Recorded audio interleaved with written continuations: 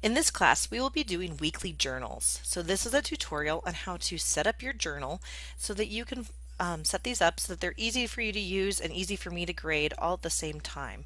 Please let me know if you have any questions, but what you want to do is you want to start here on our home page in our class, and you want to go to My Journal.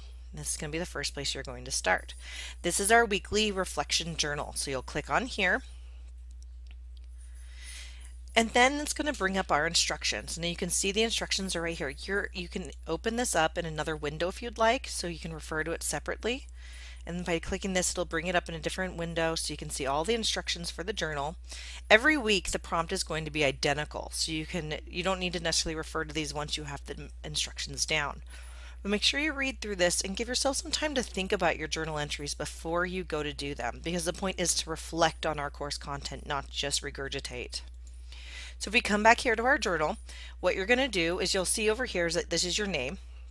And this is that I'm a student right here, but it'll have your individual name there. It'll have the grade, and every week I will update this point value here to reflect the number of journals that should be turned in by now. And you're going to create every entry within the same journal. So to start, you want to click here to create journal entry. And so you would just name your journal. So let's say this is our chapter 1 reflection, and you can name it whatever you want. You can name it My Reflections, you can name it I don't like this chapter, whatever it is that makes you happy, you can do that. And then you can say this is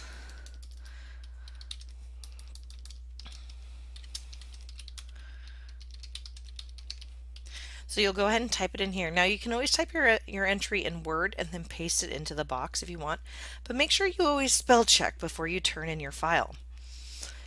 Don't attach entries if you can. It's much easier for me to grade it in the body of the text here.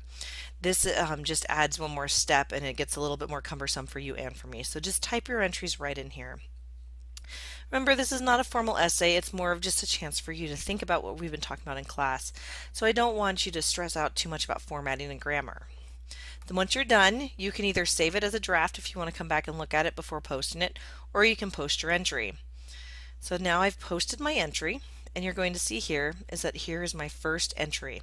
And for every entry I make, there'll be another one down, and they're all going to be named with whatever they've been named. So try to give them a unique identifier each time. So you can name them by the chapter, by date. If you want to post a comment, you can comment here and add any additional information, or you can also edit or delete it. So that gives you a lot of flexibility in your journal entries.